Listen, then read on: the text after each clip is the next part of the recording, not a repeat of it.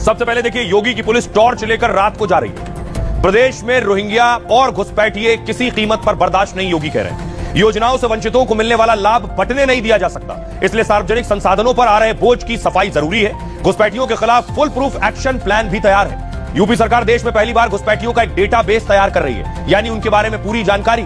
पकड़े जा रहे घुसपैठियों की डिटेल, बायोमेट्रिक प्रोफाइल बनेगी उनकी। सभी घुसपैठियों का नाम नेगेटिव लिस्ट में दर्ज किया जाएगा और घुसपैठियों की नेगेटिव लिस्ट देश भर में साझा की जाएगी, जिससे पकड़े गए घुसपैठियों की दोबारा एंट्री नामुमकिन हो जाए। योगी का आदेश मिलते ही पुलिस ने ऑपरेशन टॉर्च शुरू कर दिया।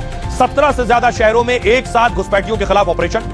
कोई छिपने की कोशिश करता है, झुग्गी या अंधेरे में बचता है, तो पुलिस टॉर्च लेकर आती है, पहचान पत्र और मोबाइल नंबर मांगती है, फिर पड़ताल करती है ये वो अवैध घुसपैठी और बांग्लादेशी तो नहीं। दूसरी तरफ ममता बनर्जी कह रही है, चाहे जो कर ले, बंगाल में एनआरसी लागू नहीं होने दूंगी। घुसपैठियों के बहाने ये वोटर लिस्ट से खिलवाड़ कर रहे हैं। रोहिंग्या बंगाल में नहीं, बल्कि बीजेपी शासित राज्यों में घुसपैठियों के बहाने बीजेपी अल्पसंख्यकों को भगाना चाहती है। मैं संविधान का पालन और सेक्युलर राजनीति करती हूं। असम एनआरसी के नोटिस बंगाल के लोगों को ना भेजें। आमतौर पर एसआईआर की प्रक्रिया 2 साल में पूरी होती है, लेकिन ममता बनर्जी कह रही फिर सरकार इसे इतनी जल्दबाजी में क्यों करा रही है। उन्होंने सवाल उठाया, सरकार वोटरों का नाम हटाने और डर फैलाने की कोशिश कर रही है। लोगों को बार बार अपनी ही नागरिकता साबित करनी पड़ेगी। सुनिए जरा क्या कह रही है ममता बनर्जी और योगी आदित्यनाथ। पूरे बंगाल के विकास की चिंता नहीं, बंगाल के नौजवानों के लिए रोजगार की चिंता नहीं, बंगाल के किसानों की चिंता नहीं, बंगाल के बहन बेटियों की चिंता नहीं। उन्हें चिंता है तो घुसपैठियों को संरक्षण देने का है। আমি পরিষ্কার বলে যাচ্ছি, आपको किसी भी बांग्ला भाषी व्यक्ति को बांग्लादेशी घोषित करने का कोई अधिकार नहीं है। मैं अपनी माताओं, बहनों और भाइयों को स्पष्ट कर रही हूँ कि किसी को भी डिटेंशन कैंप में जाने की जरूरत नहीं पड़ेगी, किसी को भी वापस नहीं धकेला जाएगा। सभी बंगाल में ही रहेंगे। आप सभी इस देश के नागरिक और मतदाता हैं। मैं आपके साथ हूँ। अगर कोई मतदाता सूची से बाहर हो जाता है तो हम उसके लिए सहायता शिविर खोल रहे हैं। तो बड़ा दिलचस्प है, योगी कह रहे हैं घुसपैठिए भगाओ, ममता कह रही हमारे यहाँ तो कोई है नहीं। अब देखिए कहां कितने घुसपैठिए हैं। सबसे पहले देखिए, पश्चिम बंगाल का नक्शा आपके सामने आ गया है। पूरे देश में, भारत में 3 करोड़ घुसपैठिए होने का दावा है। बंगाल में देखिए, कूच बिहार, उत्तरी दिनाजपुर, मालदा, मुर्शिदाबाद, नादिया, इन जगहों पर 57 लाख घुसपैठिए होने का दावा है बंगाल में। यूपी का हाल देखिए, यूपी में जो शहर जिसमें दावा किया जाता है घुसपैठिए हो सकते हैं, उसमें प्रयागराज, वाराणसी, लखनऊ और कानपुर, और 50,000 घुसपैठिए हो सकते हैं। सवाल यह है कि बंगाल में लगभग लाखों में घुसपैठिए, लेकिन ममता कह रही है ऐसा कुछ नहीं है। यूपी में 50,000 घुसपैठिए और योगी एक्शन ले रहे हैं। देखिए जरा डिटेंशन सेंटर कैसा होगा। इस तरह के डिटेंशन सेंटर होंगे। सबसे पहले देखिए डिटेंशन सेंटर में किस तरह से एंट्री होगी। ये आप देख रहे हैं डिटेंशन सेंटर। बाहर बायोमेट्रिक और स्कैनर लगा होगा, हाथ का अंगूठा लगाना है, चेहरा स्कैन करेगा वो। उसके बाद देखिए अंदर जाएंगे तो आप देखिए अंदर इस तरह से बैरक्स होंगे उसके।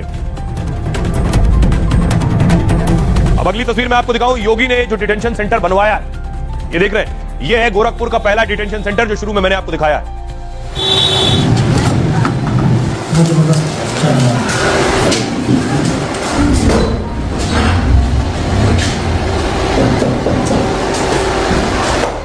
ये आप देख रहे हैं, ये डिटेंशन सेंटर यूपी में बन गया है, लेकिन ममता बनर्जी कह रही है बंगाल में नहीं बनने दूंगी ये डिटेंशन सेंटर, यहां घुसपैठिए रखे जाएंगे। अब देखिए दीदी क्या कह रही है। दीदी कह रही बंगाल में कोई डिटेंशन कैंप नहीं बनेगा, मेरी आखिरी सांस तक डिटेंशन कैंप नहीं बनेगा। जब तक मैं हूं कोई बंगाली डिटेंशन कैंप नहीं जाएगा और ना किसी बंगाली को बांग्लादेश भेजने दिया जाएगा।